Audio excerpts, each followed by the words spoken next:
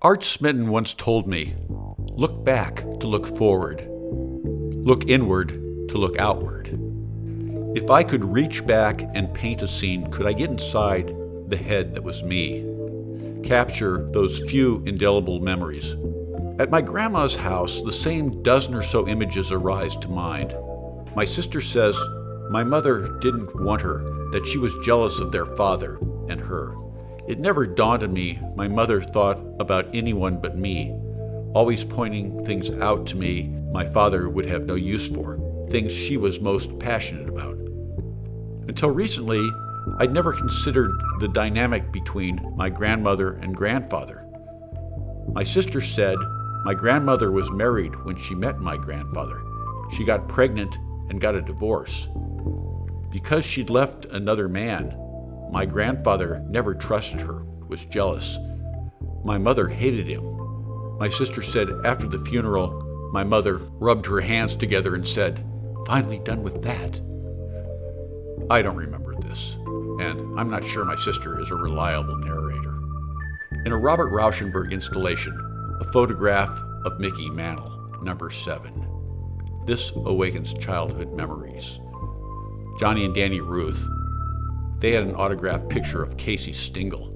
Danny broke his hand during the World Series, banging his fist on a table. The premier athlete of the two brothers. Danny washed out of college sports because of a bad temperament. He was engaged to a stewardess, and her plane fell out of the sky. He later worked for some hotel chain. Johnny and Danny got in a car wreck. They weren't hurt. The accident not their fault, and not detected in the trunk, stereo equipment they'd stolen from a crosstown school. I hear the astronauts, A-OK. Baby, let's play house. Then I think early 60s Midwest as portrayed by Francis Ford Coppola in The Outsiders, from the novel by S.E. Hinton. I don't know if his name was Deacon or they called him Deacon. He was a greaser in the time of greasers and socias. Greasers wore black. Socias wore blue keds, jeans shrunk high above the ankle, no socks. I was in 6th grade at Whiteman Elementary School. There was a mailbox on the schoolyard blacktop. I remember Deacon, who was a teenager, and he wore leather, and his hair was black and combed back. It was Saturday. Not unusual to be hanging out on the playground, lots of kids with a minimum of supervision. Deacon and his 2 friends smoked cigarettes, and Deacon with grease pen drew cartoons with rude captions.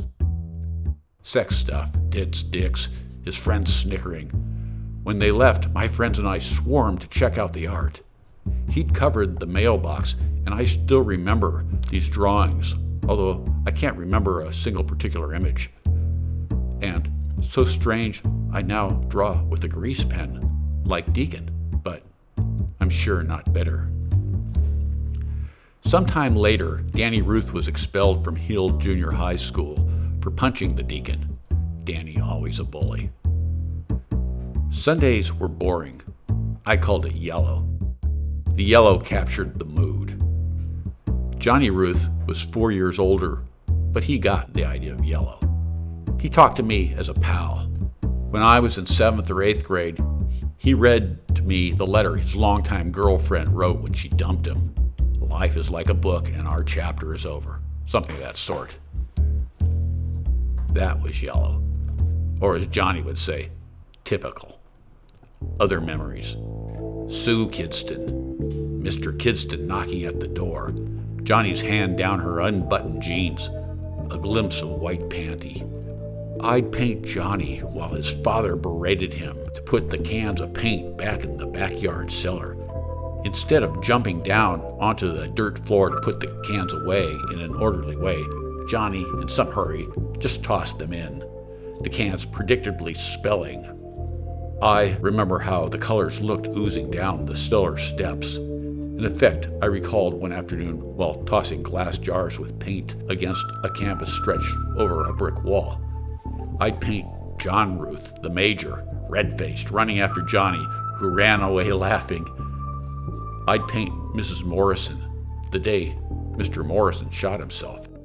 The O her mouth made as she looked past the attendants bringing out the body. I'd paint my one black friend who didn't live in the neighborhood, Bobby Jury. Picture two boys in a side yard under a bathroom window, a hint of shower curtain, and a patch of iris in front of the back gate of the Haneys. The purple lilac bush next to the white lilac bush. Bobby asking if I ever watched my mother take a shower. And I'd paint a day in June, the 4th or the 5th, the apple blossoms and the cherry blossoms in full splendor in our backyard on Magnolia Street, a dark sky before rain, and my mother radiant in a yellow dress. When I got in trouble at school, my mother believed the source to be Johnny and Danny, who had all the vices of older boys and none of the virtues. In 4th grade, I wrote, "A boy took a rocket to the moon and ended up in hell." My parents were summoned. The blame, Johnny, Danny. I would not paint myself. Peroxided hair, 8th grade, Pendleton jacket, blotto drunk, at the Ruth's dinner table, my parents out of town, the brothers amazed, Esther Ruth horrified. All those things I've heard but never believed true.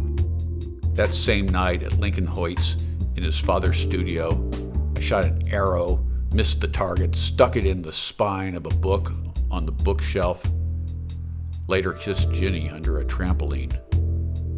Soundtrack, Blues Project, 2 Trains Running. I'd paint Wally Gesslin drinking a beer in Lincoln's kitchen on a Saturday morning. We're listening to Wally's telling about last night's play-by-play. A teen dance held in a church basement where adventurous junior high kids went Friday night, called The Ascension, probably because it was held in the Church of the Ascension. Records or a live band, crowded, not well supervised, dark. I hung out in the back area where you could make out. I see rows of girls laughing, each an individual smell. Their cool clothes. We weren't supposed to be smoking, but we sat under an open basement window and blew the smoke out the window. There was something so mysterious and adult and Dionysian about the Ascension that, in memory, it rivals nights I'd later spent in clubs on the Sunset Strip. When I was 14, I had a curfew, probably 10:30. Wally had no curfew. He'd went off with a girl, and the cops got him for being a minor out so late.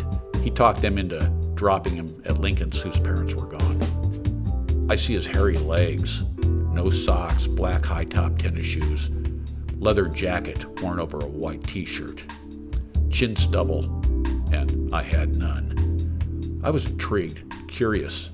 We'd played Little League football, but now Wally was years wilder than I was. 16, Wally OD'd on heroin, but I admired him. I can't say why. I saw him as real, and I felt a poser.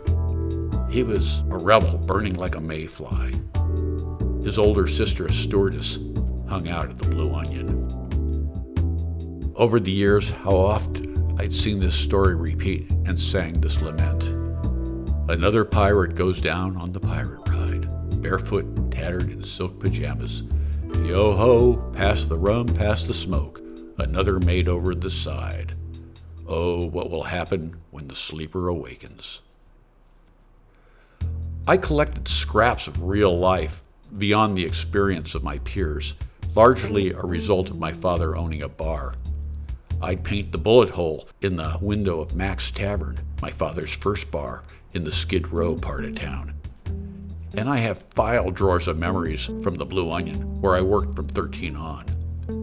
I'd paint George Meinhof's 2 Blue Onion martini lunch.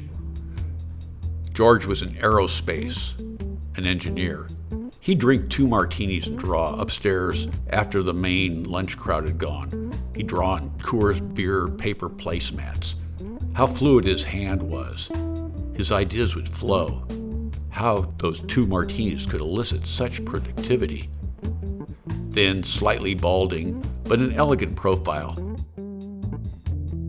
I'd paint my old friend Warner, who also worked at the Blue Onion. I see us out on the sidewalk on a summer Sunday night, us in our busboy white shirts and black ties, sitting on top of a psychotic woman. and us waiting for the police.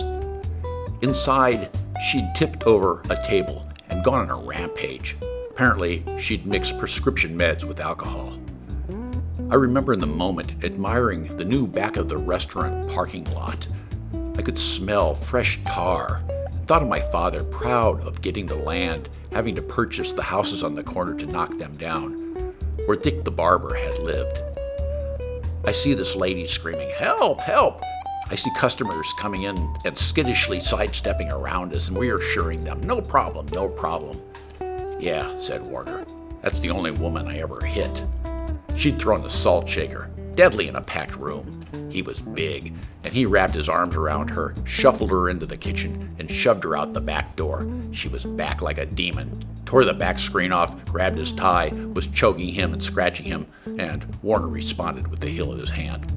I don't think I'd paint that. I'd paint the arrival of the police car in the alley. I see reflected in the windshield the mural featuring my father, uncle, and Reggie, king of the piano bar, that was painted on the side of the building wall. I can hear Reggie now. Tiny bubbles in the wine make you feel happy, make you feel fine. As busboys, we all ate customers' leftovers. Pick a plate out of the bus tub, transfer the scraps onto a fresh plate. But there was one busboy that would put the food on a fresh plate and then put that plate back in the bus tub where he would eat. I'd paint that. I'd definitely paint Whitey, who lived across the street. Whitey because his hair was snow white. I'd paint the evening I accidentally hit him with a golf club. Didn't see him behind me and connected with his chin. I can still see the twilight sky and that white head, the blood forming around the gash, a scar he would carry for life. From then on, Whitey was always a little wary of me, even in later life when he was playing for the San Diego Chargers. The last time I spoke with him, I was visiting Denver because my father had died.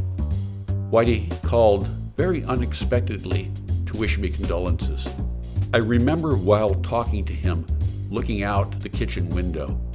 It was a crystalline January day, soft winter light, and I thought, my father is not really gone. Death is nothing. It is all an illusion. He is still with me. But sadly, that feeling passed. Who would want any of these paintings? Who'd hang any of these paintings on their wall? Would I sentimentalize?